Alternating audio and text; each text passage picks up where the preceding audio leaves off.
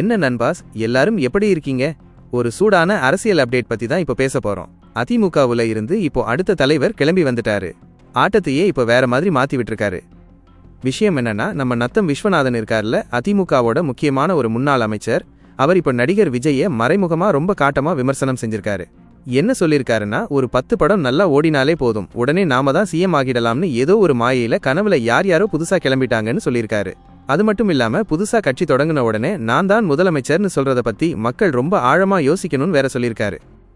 சாதாரணமா சொல்லல, இது முழுக்க முழுக்க விஜயத்தான் சுட்டி காட்டுதுன்னு எல்லாரும் பேசிக்கிறாங்க.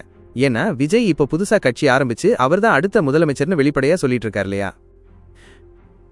அது மட்டும் இல்ல, இதுக்கு முன்னாடியே இன்னொரு முன்னாள் அமைச்சரான கேபி முனுசாமியும் இதே மாதிரி விஜயை விமர்சனம் பண்ணியிருந்தாரு. அவரும் சினிமா மாயையில சில பேர் கிளம்பிட்டாங்கன்னு சொல்லி விஜயை மறைமுகமா தாக்கியிருந்தாரு. இப்போ அவரோட வரிசையில நத்தம் விஸ்வநாதனும் சேர்ந்து விஜய்க்கு எதிரா பேசியிருக்காரு.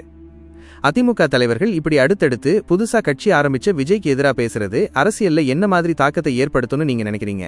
சினிமா துறையில இருக்கவங்க அரசியலுக்கு வர்றதுக்கு இவ்வளவு பெரிய எதிர்ப்பு எதுக்கு? இத பத்தி உங்க மனசுல என்ன தோணுது? விஜயோட அரசியல் என்ட்ரி பத்தி உங்க கருத்தை கமெண்ட்ஸ்ல மறக்காம சொல்லுங்க. இந்த வீடியோ உங்களுக்கு பிடிச்சிருந்தா லைக் பண்ணுங்க, நம்ம சேனலை சப்ஸ்கிரைப் பண்ண மறக்காதீங்க. மறுபடியும் ஒரு சூப்பர் அப்டேட்டோட உங்களை வந்து சந்திக்கிறேன். அதிமுகவினர் ஏன் இவ்வளவு கோபத்துல இருக்காங்க? இல்ல விஜய் இதை பத்தி பேசுவாரா? நீன்னு ஒரு ஷார்ட்ஸ் வீடியோ போடலாமா? இல்லனா விஜய் அரசியலுக்கு வர்றதுக்கு இது சரியான நேரமா? ஃபன் ஒரு போஸ்ட் போடலாமா? எது உங்களுக்கு இன்ட்ரெஸ்டிங்கா இருக்கும்னு சொல்லுங்க.